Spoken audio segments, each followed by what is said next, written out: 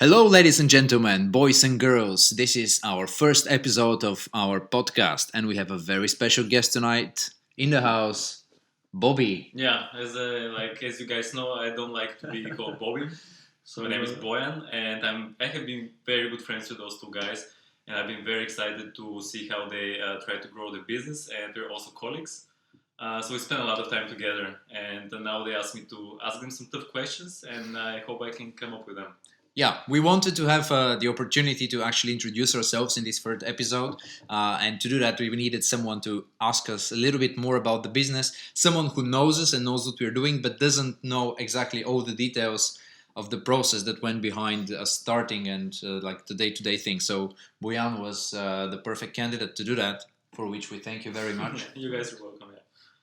Well, take it away. Okay, so you guys have been very active on social media, and there's just too much noise out there. And what I've seen, and I'm not, to be honest, I'm not such a big fan of social media because I think it really often promotes a lot of distraction and a lot of useless content.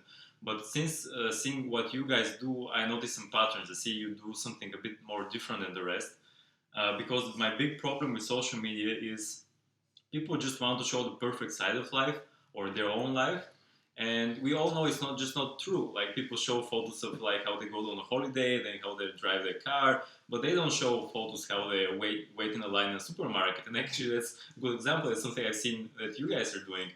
And more importantly, maybe you can tell us, maybe Maureen can start telling us, what are the different things you try to do on social media? Well, there are several of those, and the first one is we just want to be very transparent and to be as raw and as unedited as possible in all the different media that we use. Julian is going to tell you a little bit more about the overall strategy. While we're doing a lot of different things, we actually at the same time are basing a lot of our work on some tried and true and tested concepts, things like scheduling OR posts. We are starting now to post things twice a day in the mornings and in the evenings, and starting slowly to look at the data to see what hours are better for us on the different platforms. Also, we look at the types of content, so what performs best. And so far, we've seen that video kills absolutely everything in terms of engagement. But this is all tactical. I think Julian can tell you a little bit more about the strategy behind what we're doing and why we're doing it. Yeah, so I think the main thing that at least makes me confident when we put out content is that we're actually documenting the whole process. The way it happens. So we're talking about things that we're experiencing and doing instead of just putting, motivational quotes or speaking about building a business or whatever. So I haven't been very active on social media previously because I don't have an interest to show my personal life. I don't have an interest to speak about something that I don't know. So I think the only way in which I'm interested in using social media is actually documenting something that we are building. Hopefully it's going to be useful maybe for some people. Maybe it might be interesting in the least. It will be also quite fascinating to look back into it once we hopefully build something in a few years. So yeah, I think it's the only format that I would like to consume content, which is actually the truthful and the honest content of actually what's happening. Yeah, that's definitely very cool. It reminds me of something because all three of us, we work in the tech industry, and we're very much involved with that. It reminds me a bit of agile development, like how you try not to be perfect as compared to like waterfall development, where you make a lot of work in advance and then you deploy or publish content suddenly, right? You guys seem to be trying to put like small waves of content, just see how people respond to them and adjust very fast. It really reminds me of agile development. Actually, this wasn't the idea from the very beginning. I've been involved with marketing for a lot of years. I studied marketing. My formal education is that. I worked in marketing a few years, and over the years stayed in touch with the field, and that's part of me. It's actually quite dear.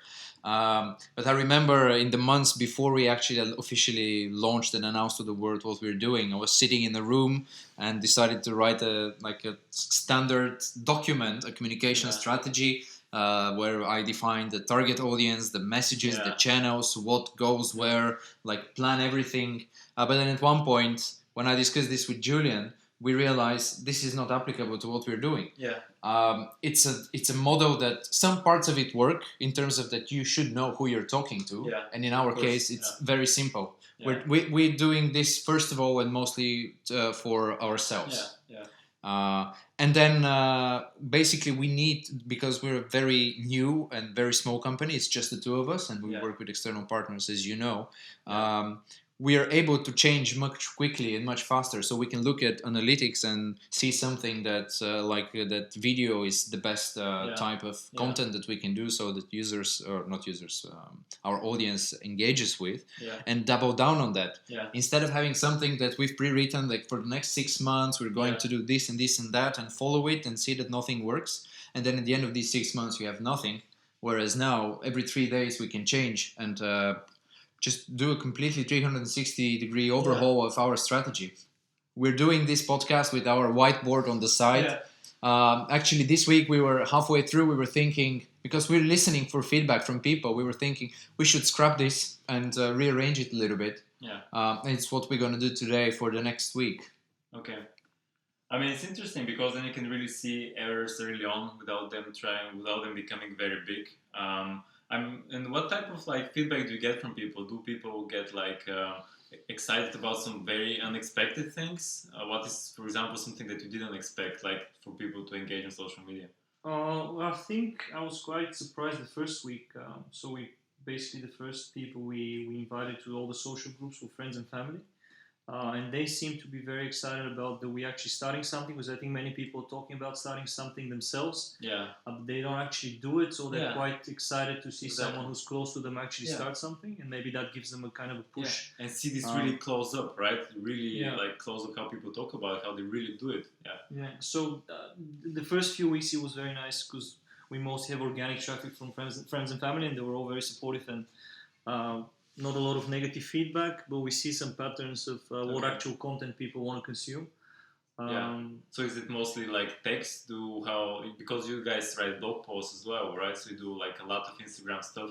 I personally follow you mostly on Instagram, and that's where I get most of the content, because I get notifications from there. But you guys write on Medium as well. You write a very nice and longer post, right? So do you guys see something unexpected among those, where people are more active in? I don't think nothing unexpected, because at least for me, I'm a huge user of social media, and I've always liked to use the platforms. Everything new that comes up, I like to try it, even if I'm not sticking there full time. I like to play around with it, see how it Snapchat works. Was crazy, right? Snapchat was amazing. All 3 people there. We had a lot of fun. We still have from time to time. It's 6 now. 6 now. It's 6. It's exciting times. Who knows? No, I want to say about the type of content. It's only content that's appropriate for all audiences, of all ages. But anyway, what's very interesting is that we have a few friends who are much more experienced in video making, and they gave us some really good pointers in terms of how we can improve our editing and our storytelling, and what they want to see. So people, for example, are quite interested in seeing the day-to-day lives of the people behind the business. Exactly, and for me, honestly, I'm really interested in seeing how you guys learn to do stuff, right? Especially the video editing that Marimos is doing. This is pretty crazy, because he had no idea about this before. And to see videos of some guy learning that, because all 3 of us, we learn to code on our own, and to see it every day, because people still don't believe it. People still find reasons to say, okay, I mean, this person had some other thing going on that made it easier for him or her to learn, but actually it is possible, right? I mean, we all 3 of us, we did it one time, so it's not such a big deal. We don't have this fear to try something very new. Actually, this podcast as well, we just started doing that. We wouldn't care. Actually, it comes to my next question very nicely, because all 3 of us kind of broke into the tech industry by learning a skill and working through that. But how do you guys feel about breaking into something which is not digital at all, right? Because, I mean, I know you guys very well, and you guys are very far away from the apparel business. At least you were. I mean, you're obviously good consumers of that. You buy clothes and you dress well, but nothing more than this. I'll be the last person to imagine you guys having a shirt business, right? Yeah. So Well, do once you a see year. any parallels? Do you see reasoning? Do you think if you didn't learn how to code, do you guys think that you would actually do this, or was it like eye-opening for you guys to see, okay, I can do anything now? For me personally, learning to code has been one of the best examples what educating yourself can do. Yeah. And actually, with building Dulo, we are applying a lot of learnings that we took from the tech industry. So if you follow our journey, just go read on Medium what we're doing. A lot of it is about, we even have a blog post that's in the works and it's going to be published next week about what we learned from the tech industry and how we apply product development techniques and ideas about that to an analog business, to an analog product. Yeah. There's a lot of overlap. Yeah. I don't know how it is about you. I think, I mean, the product aside, but I think the whole concept is very much identical because it's starting something that you know nothing about, then putting some work in without actually seeing the end result, but trusting that there will be something in the end of that. So it was the same with learning to code. So you start, you learn, and then you hope after a few months you can land a job. And that's what happened. So that kind of gives me it's the same framework as we're using now, just going to something completely new, putting in the work. I think we have something to offer as well, business-wise. But just trusting that in some time the goal will be there, and enjoying the process. I mean, you have to do it. I mean, that's what people say. Like, if you're completely new to a field, and if you come with your weird specific skill sets, you are bound to find something new. If you just don't give up, right? You're gonna do things differently. And there have been many examples of people trying to go into a business without having any idea, and actually they do things differently, and they become successful just because of this. So I'm very interested to see how that works out. Well, with coding, actually, every time you start to build something new, you build something that didn't exist. That's true, yeah. And what happens is, you never start from scratch. You never start from zero. You know very well. Yeah. You go, you find something that already is out there. It's like a tool set that you apply to and you customize and you build on top of it. And then you have something completely different. Yeah. This is pretty much what we're doing as well. We're not starting a whole manufacturing facility from scratch. You're not innovating materials, for example, something which would require a bigger organization, some research in material design and whatnot, but we just take concepts from different places, right? So how did it, okay, let's say I'm not completely familiar with your first conversation on the topic, right? So can you maybe tell us and our listeners, what was the first time that you guys talked about having the shirt business? How did it go? Did you say something, okay, let's do a shirt business, man? I can tell you very well because I wrote about this quite in detail, and I had a really deep retrospective look into what happened. So this conversation happens beginning of September last year, 2016. First, the idea comes up to me when I was sitting at a networking event back in Sofia, and suddenly the topic of the networking event was two guys were telling us about what they were doing, and they were in the apparel business, but they do prints on different shirts, so you can have a pattern, let's say, of rockets or spaceships. Custom made, you do it yourself. Yeah, so they print it on a piece of fabric, and they make a shirt for you or a different type of clothing for you. And suddenly, things connected to me. I knew that this company, Mizzen and Main, exists in the US, and based on what I've read about them, the product was very appealing to me. At the same time, I knew that in Bulgaria there's a lot of experience and expertise in terms of manufacturing of clothes. So a lot of big brands are doing that. So immediately the thing was, okay, let's combine both and see if we can do it. But I wasn't sure. I think this stayed one day in my head, and then that was a Thursday, and then on the Friday evening, Julian was here in the Netherlands. I was in Bulgaria, and I was talking to him. We're roommates, also, not just classmates and colleagues. We're just talking, and I said, "Why don't I share this idea with him?" And I said, "Blah blah blah. How about we do this and this and that because there's great you were manufacturing interested in skill." making business before. I don't want to interrupt, but you were interested in making business before, so you knew, we should do something, right? But then this opportunity came up. Yeah, this opportunity came up. Before that, we've tried different things, and we were discussing different things. I think we were at the stage we were exploring different opportunities, but nothing that excited us both to the level that we would go forward. But I don't know. Julian, what did you feel about Maureen telling you this? Okay, let's do a shirt business. Yeah, I mean, I was sitting there, I had this idea, let's make shirts. Yeah. Did you think, okay, this guy is crazy or?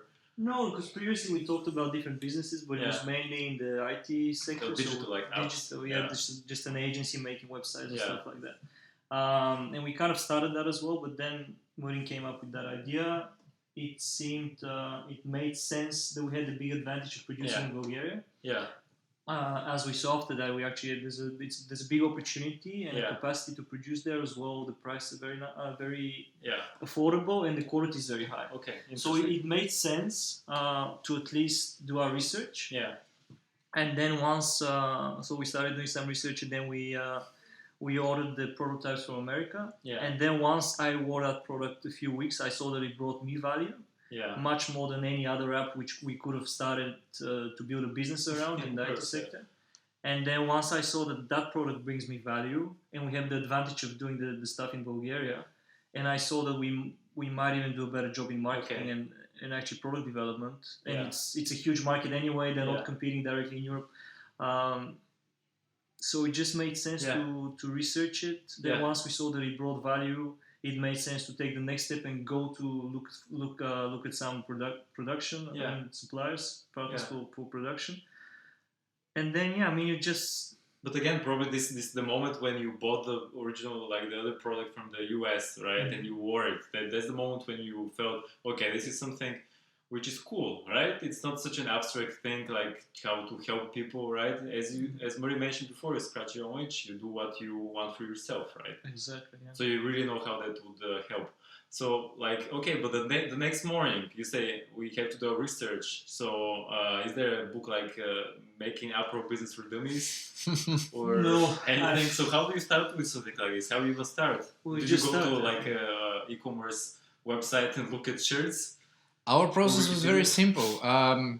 Once we were convinced... Let's talk about the first days, really. Yeah. The first days is really, is this viable? And as Julian mentioned, there is the skill, there is the economic value of doing it there, meaning that it's going to be much cheaper than if we produce here in the Netherlands or somewhere else. We're Bulgarian ourselves, and it's a small enough country that you're connected to important people who can help you in... through one or two people the most. As it turned out, in our trip and research, it turned out that almost everybody knows someone who is in the textiles industry. So you did a Google search. You searched for textiles in Bulgaria. Yeah, you want really in detail. Yeah, I really want the details. Yeah, really was the first thing was then let's see who is doing this in Bulgaria. Okay. So Google search. What was the query? But we didn't just to interrupt. We actually didn't know what we were looking for. So is it people selling the textile, the fabric that we needed? Okay. Is it people producing the whole thing? Is it people just making the shirt and then we needed to get the fabric from somewhere else? Okay, so you did search something like textile manufacturers Bulgaria. Exactly. That was probably the query. And then you took like the first 5 results, see where they are on the map probably, in the capital. Because what we did was we did this search in English, but then actually we did it in Bulgarian, and it was very interesting is that I am not really familiar with the terms in Bulgarian. Oh yeah, I can imagine this. And you start typing something, and it's not necessarily the first 5 results, but probably the first 5 pages of search results that you have to go through. But what happened is we found 2 or 3 databases where they have like something like digital yellow pages. Really? Okay. I think a lot of businesses were doing manufacturing, but at that time we don't know the difference between what a manufacturer is, or a supplier is, or sourcing. Like all of these terms are fairly distant to us. Yeah. We just collected all the contact details of all the companies that we found on these websites, which are 62 at that moment, what we found. Yeah. All 62 had email addresses, so we wanted the first email, the first conversation to be email address. Yeah. Actually, to send an email. Yeah. First of all, I don't like talking on the phone. Second, it's gonna be very hard for me to explain something when talking that I'm completely unfamiliar with. Yeah, of course, whereas when I'm writing, and we had to write all of these emails in Bulgarian also, as well. Yeah. It's You guys easier have to been living express. abroad for quite some time, so Yeah, but it's also unfamiliar terms. I don't Yeah. know them in English, and if I read in English, I understand what it means. But then I have to find out what's in Bulgarian, and the word Okay. for yarn in Bulgarian I associate with sweaters only, not Yeah. shirts. yeah. But is there like, did you try to look for the same things here, not just to use it, but to see if it's a bit different from Bulgaria, like databases of searches of like textile manufacturers? Is it more advanced here or in Bulgaria? Because you mentioned that that's something which was very new to me, that there's a very good textile industry in Bulgaria, right? So are things done better there? Actually, you say that everybody has an email contact, right? But the websites are functioning, or not really. That was a bit. Well, not really, but I'm not familiar how with the industry in the Netherlands. But I Yeah. think if we compare it to Bulgaria, it will be much more. There's a lot more traditions in Bulgaria, Yeah. and then we wanted to use that Okay. because we have the pricing point anyway. So if we produce at a lower cost, then we don't have to do Of course. Yeah. to do some things that we don't want to do with the price Okay. at a later stage. And quickly, I just remembered something else that didn't add to that story was that after the first search, or even before that, I'm not sure. I actually went on Alibaba.com Yeah. and searched for the fabric contents that were on the shirts that we bought from the States. Context with like chemical names. The name of the materials that they're using to make. So all the different you type know of that? materials, How they do they should be written out on a label, on the care label on the shirt itself. So I just googled these contents, and Alibaba results came up. So I actually remember being in touch with 7 or 8 Chinese resellers or producers, not Yeah. even sure. Yeah. And they were extremely quick. Like the next day, immediately they Through give their you platform, right? through Alibaba. Okay. Yeah, Cool. actually, you can find amazing. You can find everything there, I know, yeah. and it's super cheap. It's yeah. It's really really incredible, and I'm sure if we had to go, and they usually offer like free samples to send to you, but you have to pay the postage. But because China is a bit far away, as you know, Yeah. postage of a package like this, an A4 letter, could be up to 50 euros. Yeah. And contacting 10 people and 10 people sending you samples to something that you're not sure what you're going to receive is going to be about 500 euros. So at that moment, I remember now, at that moment we decided, okay, let's just focus on researching the Bulgarian market. Let's do a trip there, try to contact everyone, try to get as many meetings as possible and understand what's going on. And if we can find what we're looking for there, we just continue with the partners that we find there. If the whole trip is unproductive and we don't find a partner, then we go back to the Chinese people Okay. and talk to them, or Okay. find people Yeah. here in the Netherlands who might be representatives. Yeah. But actually, cost is one of the things that stopped us from proceeding with those Chinese suppliers, because we don't have the budget and we don't want to invest at that early stage to something that we're not even sure if it's a viable idea or not. Yeah. So we decided, okay, let's do a short trip for a week to Yeah. our country and see if we can do the work there. Yeah, let me ask you something again about the Chinese, because did you look for the material there, or is it like the material plus the manufacturing of the shirt, or what was this? What did you expect to get a sample of? Was it the shirt? No, what I expected was the material, because I inquired about the material. Okay. So I think pretty much from the get-go, we had a hunch that probably the material is going to be the hardest and the most important thing to figure out in this product. Yeah. Did it stay like this? Your hunch? Did it become true? Yeah, or did it yeah, it is. So But the that, material is the most. but that happened a little bit after we've done much more research and meetings with people. Okay. But with the Chinese, I asked them about the fabrics and explained what I want to use it for. Yeah. And then some of them replied with very technical questions that I had absolutely no idea about. So things like weight of the fabric and the weave and weft of it. Interesting. Yeah. So what I did at that time, we have a friend who is a veteran of the textiles industry, who is very experienced. So I shot him a quick message on WhatsApp. Yeah. Do you know anything about fabric weight? Yeah. I'm approaching these manufacturers and they're asking me for extra information.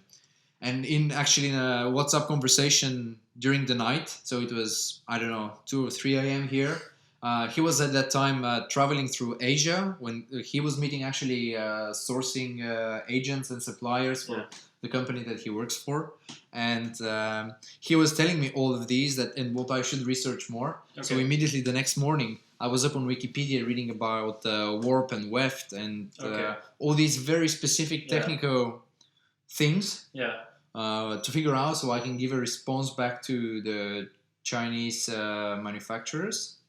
But actually, what ended up is that we didn't have to know all that about these specifics for the product. Yeah, but why would be, Julie? Maybe you know about this. Why is the material the hardest part? Why is it the hardest part to figure out? Or because I was thinking, in my impression, is you just have to choose the material, and then if somebody has already used it to make a shirt, you can just repeat it. There's obviously a suitable material, so then making the shirt process would be more tricky. So why this particular material, does it have like specific difficulties for shirts? Yeah, well, no, but there's not many people making shirts from that material. Okay. So you have the material used in a different context, yeah, which is mostly sports clothes. Yeah.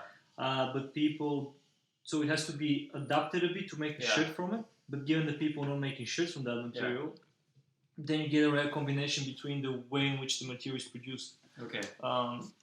So that's why that was the main, the most difficult thing to find, because people are just not making shirts from that material. Can you maybe talk more about the material, or do we have top secret stuff there?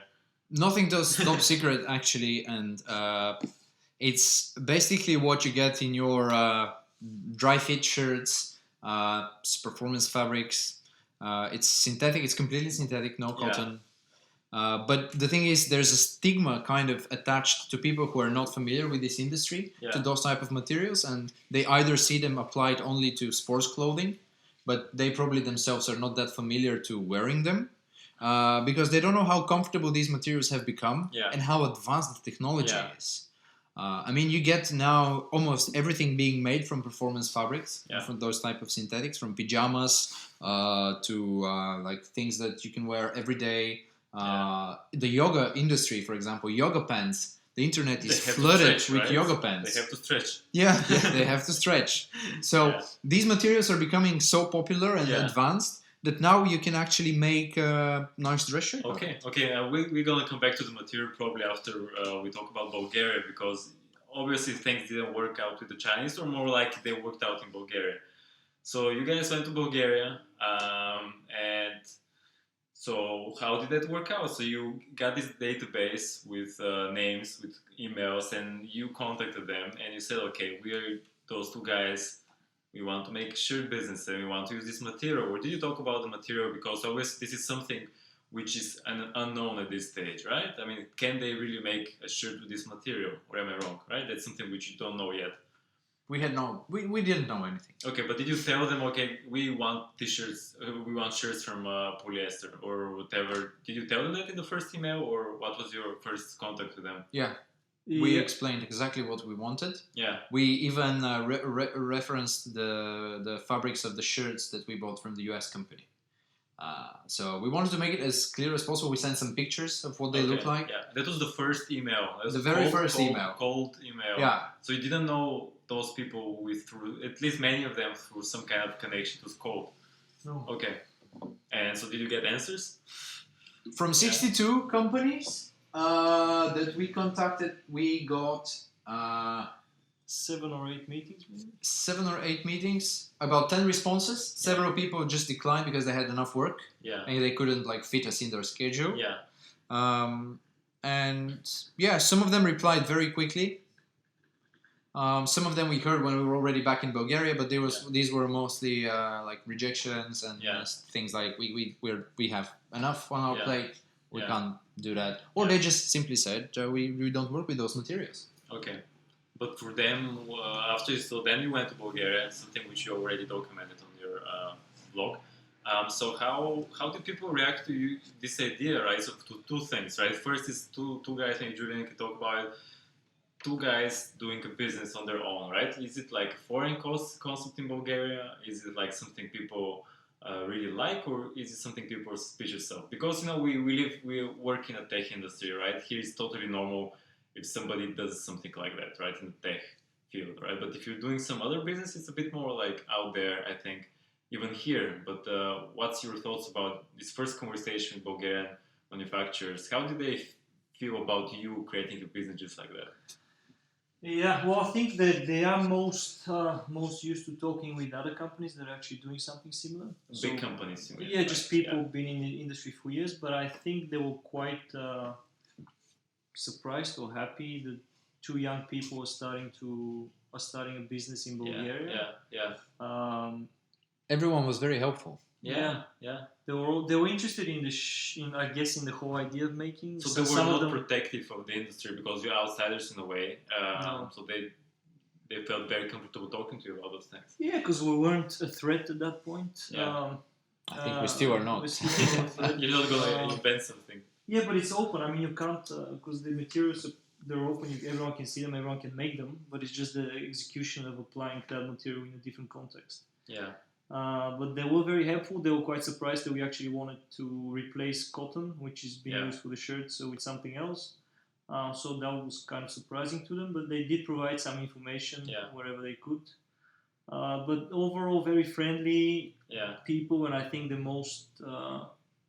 most pleasant thing for us was at least that they kind of looked at just two young people starting something in Bulgaria. So I think that's why they mostly positive attitude towards us. Yeah.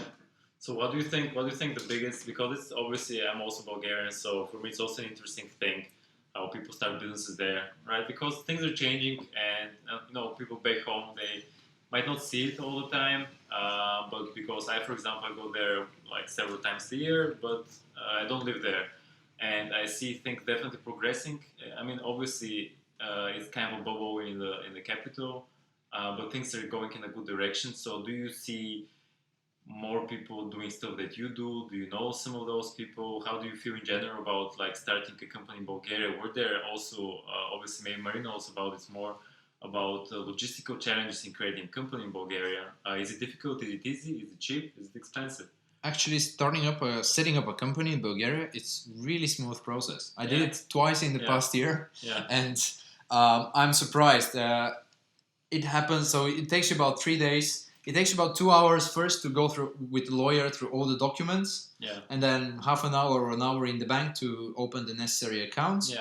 And then everything is shipped to the system or to the registry. And in about a day and a half, 2 days, you get back a confirmation.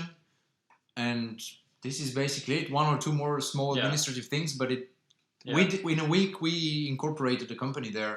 And it doesn't cost that much. It costs about 30 euros to open it. Of course, you're going to have a fee for the lawyer, but most of the time that's about 150, 200 euros the most. It's a one-time thing. And then there are other things, but we're still figuring out a lot of the things on the way. Yeah, but what's really nice is that, in a completely short amount of time for very little money, you can open a company. And... for us especially, it's the local language, so there are much less unknowns. In terms of operating from there and communication. I mean, business is done probably in a bit of a different way than here. You have to know those things. So how do you guys imagine this? Like, do you imagine the manufacturing all of it in Bulgaria? So what kind of distribution do you expect, like logistically, like let's say in like 4 years, 3 years, if things go well? Like, do you imagine most of the things happening in Bulgaria? Obviously, I can imagine your market is Europe, right?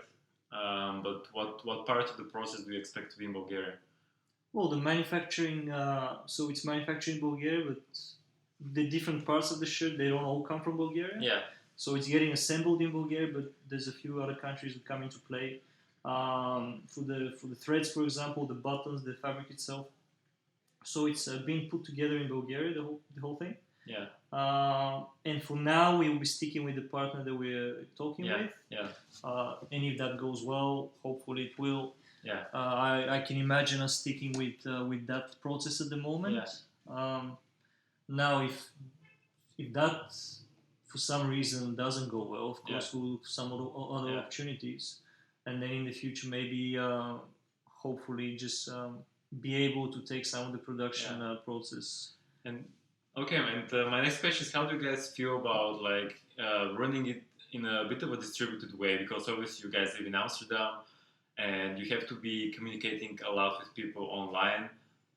So, I mean, some people say you have to be the factory which makes the shirts. You have to oversee the process. How do you feel about this thing coming up? Do you think you should be more present, or you should put more trust? Or maybe, what do you think? Yeah, I guess for the beginning, kind of the reasonable quality that we want to go to market with first. Yeah. It could be done remotely. Yeah. Just through good communication with our partners, I think we can manage to create quite a quality product, which we can start with, which is the most important thing, and then from there on, if we manage to get the whole thing going, obviously there will be some more time investment into that. But I think if we start, the goal should not. I mean, is to reach a certain quality that we're happy to wear ourselves as well, but not putting it unreasonably high. And comparing it to a company that's been running for, let's say, 10 to 15 years. So just create something in good quality and then just build from there. Okay. Actually, we have the tools, and we are very fortunate to be tech savvy, and I consider ourselves to be very, very like early adopters to all the new technology. And this new tech allows us to be wherever we want to be and work from whatever we want to work from. So if I want to type in a blog post from the phone, I can do it and I can publish it. All I need is an internet connection, sometimes not even that. Okay. Actually, funny thing happened. I was working once on the tram writing the announcement post, and because I was offline, the moment I got online, the whole thing was deleted because it synced with a blank document. So I had to rewrite it. But these things happen. But these are small things, and overall, in the big scheme of things, the technology allows you to do to come up with a product to market without even being involved in the product development if you want to. We want to be involved, so we're proactively asking for information all the time. But if you really want to do just marketing and sales, you can do that. Yeah, from anywhere. Yeah. In an industry that you're not familiar with. Okay. But how does it feel like to always think about your business? Because I can imagine you guys, I mean, you work in weird hours because you post stuff in weird hours. I mean, I can imagine you automate some of the stuff. But how do you guys deal with that? Like having this all the time on, right? Because most people have obviously day jobs. Like, I mean, at 8 you're done. I mean, latest at 8. But you guys seem to think about this after that. Do you feel okay? I mean, do you like doing that still? And does it bother you? You don't need to relax from that. I can imagine it's a very creative process, a lot of different things. So probably you don't get tired as much as working on something very code-oriented, let's say, building a website or something. Well, you're creating things, and for me, that's always gives me the most joy in working. So making something new. That's why I really enjoy the video editing, is because to me it's a bit like coding. Yeah. So I just something comes up out of nothing, and that gives you it's your brain gets on a high that you can then push for a very, very long hours. Yeah. And you go to bed, you feel really rewarded and calm, and you go to bed immediately. Because you've really emptied all your creativity and things and thoughts on the machine that I'm using. In my case, is the laptop mostly, and then wake up completely fresh. Even not after 8 hours, which I like to sleep, but much less, and that's not an issue. And then I can go and do a day job. Then I can go meet a friend if I have to. But most of the time, I try to use all the spare time then focusing on this. And for now, it's okay because we're at a fairly small scale and it's 2 of us, so it's not one person doing all of the work, so it's a shared load. But I'm pretty sure eventually, once things become to grow and just the business requires more of our time and attention, we would definitely switch our patterns a little bit. Okay. So I have just 2 more questions, they're very related. So maybe Julian, you can start with that one. What has been surprisingly difficult in the whole thing?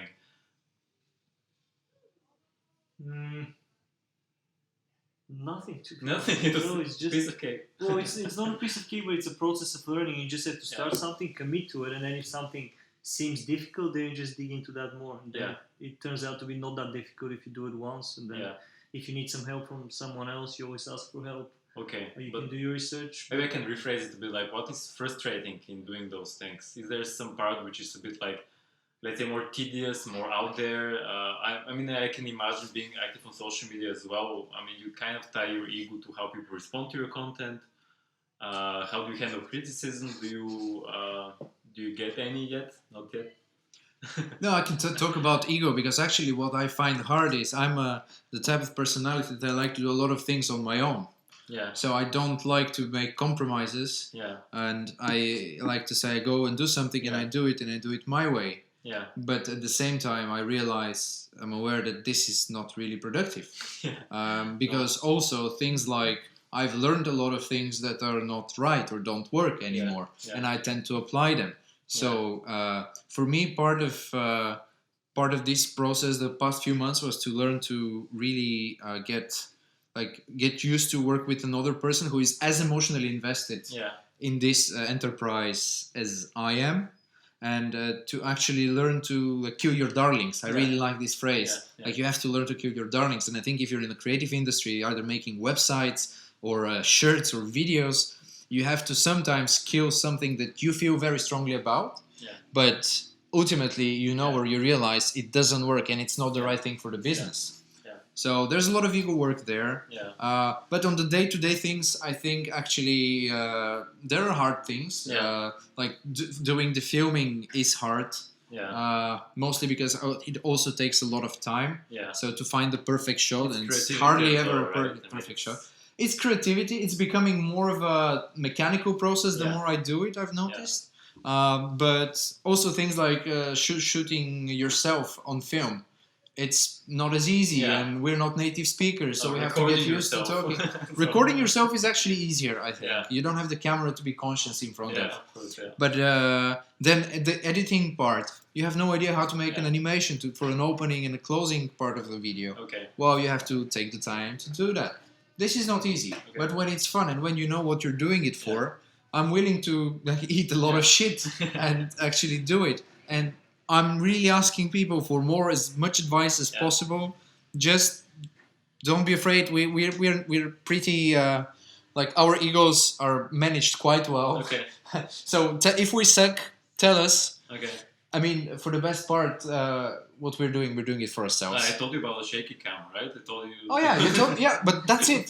But that's really good because you told us about the shaky cam. Shoot the sun, right? Yeah, but that happens.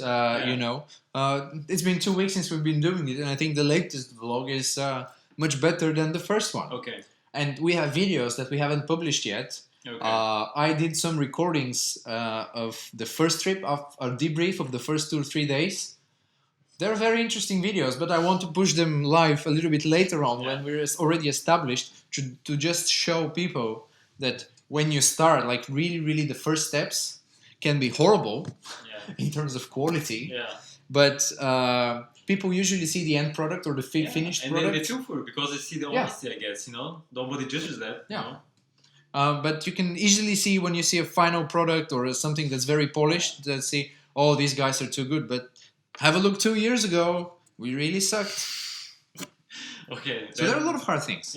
And my final question probably would be, if you guys have to delegate some of the work, right? I mean, as far as I hear your conversations, you're looking for a guy or a girl, right, who is going to take care of some of the stuff. How do you imagine this? What kind of person you're looking for? Personality, skill sets, or how is that gonna feel? How do you imagine that? Because suddenly it changes because you guys are also friends, so it's a bit different because you kind of a tight-knit group, so you're bonded not just by work but also by friendship. And when there's one other person who's working with you, kind of you have to manage your ego because you also probably imagine them giving you feedback as well, right? So what kind of a person you're looking for? Are you looking for a yes man, a robot who just go and do stuff? I mean, that's also okay, right? I mean. Well, it's very funny that you're mentioning this, but we actually work with another person. So there is another person that is taking care of the whole production process of the shirts. And there is a lot of learning there also. So we have to learn to communicate with this person. They have other clients. We're not the priority. We have to manage our own expectation in this relationship. But I think what you're asking for more is into our day-to-day operations, someone to help us out. I think eventually, yes, we have to branch out. I personally would look for someone who is eager to learn. But that's it. It's too early, guys. I think it's a bit too early. Of course, But let's say it's a bit too early, but it's good to think about it, right? To be honest, if someone comes up to the door tomorrow and says, I want to help you. I'm not looking for much in terms of payment that we can afford. I want to learn. I think what you're doing is quite interesting and can be very valuable to me. So I want also the person to be invested in what we're doing so that they have something for them. You know, it's not just for us to help us, and we don't want to exploit people. But if someone comes up and say, we want to help you with improving your content, or help with the reach out that you're doing, so contact, I don't know, influencers or PR people. This is a few months in advance that I'm talking about things that we would do, what we would have to do. But I would never like send them away. Yeah, it depends though. Because if working the two of us, we're really quick at making the decisions, of course, and we're of course going to be invested much more than if the third person comes. So I would say only if we get to a stage where we can't do it ourselves, then would be kind of an option to look for someone else. But it's a fine balance. It's going to be very interesting for me to see how you guys manage that, because it's going to be not easy, right? It's something which you guys never done before. So I can assume that it can only be like leaving your child to a babysitter for the first time. I don't have kids, but or even a grandmother, like someone that is not involved in your day-to-day life with this person. Exactly, something like that. Yeah. Okay, guys, it has been really fun for me with all those questions. Thanks for asking. I found out a lot of new things. This has been really fun, and also like I think for myself, I found a lot of things that we've missed in some of our documentation, especially in the early days. Yeah, it was really nice to drill down on the early moments, like the Alibaba thing. I completely forgot about that. But this is really fun. But those specifics I think are very interesting, especially for me, because I'm also interested in similar things, and the specifics are fascinating, because when you look at the specifics, how you guys are making the videos, exactly what software do you use, how did you go there, how did you go there, you know, it's like very obvious that you guys are doing it, you know, and if people see that, they see, okay, every day to day they can see how people are building a business, so they are really doing tasks every day, really doing stuff. It's not like this really giant task, okay, build a business, not anymore. So I think it's very fascinating that you guys share so much, so I'm going to be listening to your stuff. We're going to be listening too. Hopefully it's useful, Okay. Thank you very much for being with us as well. This has been our very first episode. It's probably episode 0, as we like to add numbers in programming to the very first things in any language, like programming language. In R it's not, by the way, it's 1. Okay, well, trivia, fun fact from Bobby. Sorry, you don't like to be called Bobby, Boyan. Yeah. Thank you very much for listening. See you next time. Bye-bye.